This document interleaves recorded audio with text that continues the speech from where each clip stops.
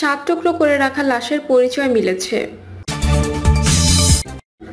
অন্তর্বর্তী সরকারের মেয়াদ যতটা সম্ভব সংক্ষিপ্ত হওয়া উচিত বললেন ডক্টর ইউনূস। হাসিনাকে ফেরানোর উদ্যোগ, যা বলছে আনন্দবাজারের প্রতিবেদন। জানাবো কোন ব্যাংক কত টাকা পেল, এবং সর্বশেষ জানাবো জয় বাংলা স্লোগান দিয়ে যা বললেন সাবেক এমপি সোলাইমান। শুনছিলেন সংবাদ শিরোনাম, এবার বিস্তারিত। 7 টুকরো করে রাখা লাশের পরিচয় মিলেছে। নারায়ণগঞ্জের রূপগঞ্জে পূর্বাচলের লেক থেকে উদ্ধার করা অজ্ঞাত লাশটির পরিচয় শনাক্ত করেছে পুলিশ। লাশটি সস্তাপুর চাঁদডাইং এর মালিক মোহাম্মদ জসিমউদ্দিন মাসুমের। সকালে উপজেলার পূর্বাচল উপশহরের ব্রাহ্মণখালী লেক থেকে লাশটি উদ্ধার করা হয়। রূপগঞ্জ থানার তদন্ত কর্মকর্তা এএসআই রকুনুজ্জামান জানান, বুধবার সকাল 7টার দিকে উদ্ধার করা লাশটি মোহাম্মদ জসিমউদ্দিন মাসুম। তিনি ব্যবসায়ী ছিলেন। নিহতের পরিবারের সদস্যরা লাশটি দেখে শনাক্ত করেন। নিহতের পারিবারিক সূত্রে জানা যায়, গত রোববার তার ছেলে ওবায়দুল ইসলাম শিবু গুলশান থানায় একটা জিডি করেন। 3 দিন পরে লাশের পরিচয় মেলে। স্থানীয়রা পূর্বাচলের ব্রাহ্মণখোলা থেকে 7 টুকরো করা এক ব্যক্তির লাশ পানিতে ভাসতে দেখে পুলিশে খবর দেন। রূপগঞ্জ থানার ওসি লিয়াকত হোসেন জানান, সম্ভবত 3-4 দিন আগে তাকে হত্যা করে পলিথিনে মুড়িয়ে এই লেকে ফেলে রেখে যায়। লাশ উদ্ধারের পর নারায়ণগঞ্জের ময়নাতদন্তের জন্য মর্গে পাঠানো হয়।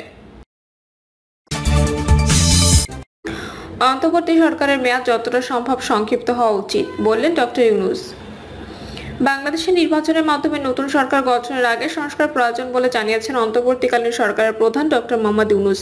তবে তিনি বলেন, আমরা অন্তর্বর্তীকালীন সরকার, তাই আমাদের মেয়াদ যতটা সম্ভব সংক্ষিপ্ত হওয়া উচিত। মোহাম্মদ ইউনূস বলেন, স্বৈরাচারী সাবেক শাসক শেখ হাসিনাকে ক্ষমতাচ্যুত করার পর দেশের সরকার গঠনের আগে সংস্কার প্রয়োজন। সংস্কারের গতি নির্ধারণ করবে নির্বাচন কত দ্রুত হবে। সংস্কারের গতি নির্ধারণ করবে নির্বাচন কত দ্রুত হবে। তিনি দেশকে গণতান্ত্রিক ভোটের দিকে নিয়ে যাবেন বলে জোর দিয়েছিলেন। বলেন, আমরা যে প্রতিশ্রুতি দিয়েছিলাম, যত তাড়াতাড়ি প্রস্তুত হব তত দ্রুত আমরা নির্বাচন দেন এবং নির্বাচিতরা ক্ষমতা আসতে পারবে, দেশ চালাতে পারবে। ডক্টর ইউনূস আরো বলেন, সম্ভাব্য সাংবিধানিক সংস্কারের পাশাপাশি সরকারের আকার, সংসদ ও নির্বাচনী বিধিবিধানের বিষয়ে দেশকে দ্রুত একমত হতে হবে। এর আগে 5ই আগস্ট শেখ হাসিনা হেলিকপ্টারে করে ভারতে পালিয়ে যাওয়ার আগে পুলিশের নৃশংস অভিযানে 7 শতাধিক মানুষ নিহত হন। শিক্ষার্থীদের আন্দোলনে শেখ হাসিনার পতনের পর ইউনূসকে অন্তর্বর্তী সরকারের প্রধান উপদেষ্টা হিসেবে নিয়োগ দেওয়া হয়। শেখ হাসিনার ক্ষমতাচ্যুতির পর দেশে অস্থিতিশীলতার সাথে লড়াই করছে। হাসিনার শাসনামলে রাজনৈতিক বিরোধীদের গণ আটক এবং বিচার বহির্ভূত হত্যাকাণ্ড সহ ব্যাপক মানবাধিকার লঙ্ঘন দেখা গেছে। ইউনূস বলেন, যে কোনো সরকারি স্থিতিশীলতা নিয়ে উদ্বিগ্ন আমরাও আছি। আমরা আশা করছি যে এটি সমাধান করতে পারবে এবং শান্তিপূর্ণ আইন শৃঙ্খলা বজায় রাখতে পারব। বিপ্লবের মাত্র 3 মাস পেরিয়েছে। হাসিনাকে ফেরানোর উদ্যোগ, যা বলছে আনন্দবাজার প্রতিবেদন। গণ অভ্যুত্থানের মুখে পালিয়ে ভারতে আশ্রয় নিয়েছেন শেখ হাসিনা। ইতিমধ্যে তার নামে আন্তর্জাতিক অপরাধ ট্রাইব্যুনাল গ্রেপ্তারি পরোয়ানা জারি করেছে। সেই সঙ্গে তাকে দেশে ফেরানোর ইন্টারপোলের সহায়তা নেওয়ার উদ্যোগও চলছে। তবে এই উদ্যোগের মাধ্যমে বাংলাদেশে বর্তমানে ডক্টর মোহাম্মদ ইউনূসের নেতৃত্বাধীন অন্তর্বর্তী সরকার কার্যত নিজে দেশে ভারত বিরোধী রাজনৈতিক ভাষ্য তৈরি করতে চাইছে বলে মনে করছে দিল্লি। ভারতের পররাষ্ট্র মন্ত্রণালয় সূত্রের বরাতে আনন্দবাজার এক প্রতিবেদনে বলা হয়েছে, এগুলো করা হচ্ছে বাংলাদেশের রাজনৈতিক গ্যালারিকে বার্তা দিতে। রেড কর্নার নোটিশ দিলে যে ভারত তহরি কম্প হয়ে কোনো সিদ্ধান্ত নেবে, এমন বিন্দুমাত্র সম্ভাবনা আদৌ নেই। বরং এই সময় দাঁড়িয়ে এই কথাই ঢাকাকে মনে করিয়ে দিতে চাইছেন কূটনীতিকেরা। দেশের অর্থনীতিকে কোণঠাসা অবস্থা থেকে ফিরিয়ে আনতে এবং ভবিষ্যতে ঢাকা সামলাতে ভারতের সঙ্গে বাস্তবোচিত সম্পর্ক তৈরি করা উচিত। নয়াদিল্লির উপর রাজনৈতিক চাপ বাড়ানোর নীতি নিলে বাংলাদেশের অর্থনৈতিক পরিস্থিতি সুরাহা হবে না। সূত্র থেকে আরো জানা গেছে, আপাতত বিদ্যুৎ বকেয়ার বিষয়টি নিয়ে প্রবল চাপে রয়েছে বাংলাদেশের অন্তর্বর্তী সরকার। বকেয়া 84.6 কোটি ডলার পরিশোধ না করায় চলতি মাসের প্রথম থেকে বাংলাদেশ বিদ্যুৎ সরবরাহ 60% কমিয়ে দিয়েছিল আদানি গ্রুপ। একই সঙ্গে 7 নভেম্বরের মধ্যে বকেয়া না মেটালে সরবরাহ বন্ধ করার হুমকিও দেওয়া হয়েছিল। এই অবস্থায় দেশকে আধারে ডুবে যাওয়া থেকে বাঁচাতে বাংলাদেশ বিদ্যুৎ উন্নয়ন বোর্ড 17.3 কোটি ডলারের একটি নতুন লেটার অব ক্রেডিট জারি করেছে। অর্থাৎ বকেয়ার কিছু অংশ মেটানো পেরেছে। এখনো অনেকটাই বাকি। কিন্তু শুধু বিদ্যুৎ ক্ষেত্রে নয়, অন্য অনেক অর্থনৈতিকভাবে গুরুত্বপূর্ণ বড় পুঁজির প্রকল্পে ভারতের উপর নির্ভরশীল ঢাকা, যা গত কয়েক দশকে সে দেশকে উন্নয়নের পথে এগিয়ে নিয়ে গেছে। গত কয়েক বছরে ভারত প্রায় 800 কোটি ডলার নামমাত্র সুদে ঋণ দিয়েছে বাংলাদেশকে। এছাড়া অনুদান দিয়েছে বিভিন্ন প্রকল্পে, যার মধ্যে রয়েছে সড়ক, রেল, সেচ, নৌ বন্দরের মতো ক্ষেত্র। ওষুধ এবং খাদ্যপণ্যের ক্ষেত্রে ভারত নির্ভরতা যথেষ্ট। সাউথ ব্লকের তথ্য মতে 2022-23 আর্থিক বছরে ভারত বাংলাদেশ বাণিজ্যের পরিমাণ প্রায় $1,600 কোটি। দ্বিপাক্ষিক সম্পর্কে গুরুত্বপূর্ণ স্তম্ভ হয়ে দাঁড়িয়েছে শক্তি ক্ষেত্রে সহযোগিতা। পাশাপাশি অয়েল ইন্ডিয়া এবং ওএনজিসি বিদেশ লিমিটেড যৌথ মঞ্চ তৈরি করে সেদেশের উপকূলবর্তী এলাকায় তেল নিষ্কাশনে বড় ভূমিকা নিয়েছে। পররাষ্ট্র মন্ত্রণালয় জানিয়েছে এই মুহূর্তে ভারত থেকে 1160 মেগাওয়াট বিদ্যুৎ আমদানি করছে বাংলাদেশ।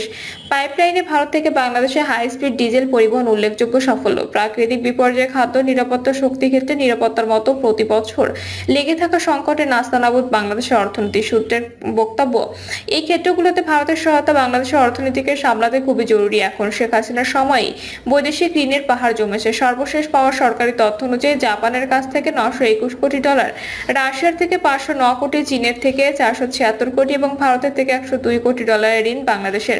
বাস্তবে ঋণ আরো বেশি। তথ্য অনুযায়ী 2023 সালের জুলাই থেকে 2024 সালের মার্চ পর্যন্ত বাংলাদেশ $563 কোটি ঋণ নিয়েছে। আওয়ামী লীগের সময় ঋণের কিস্তি শোধ করতে হবে এই সরকারকে।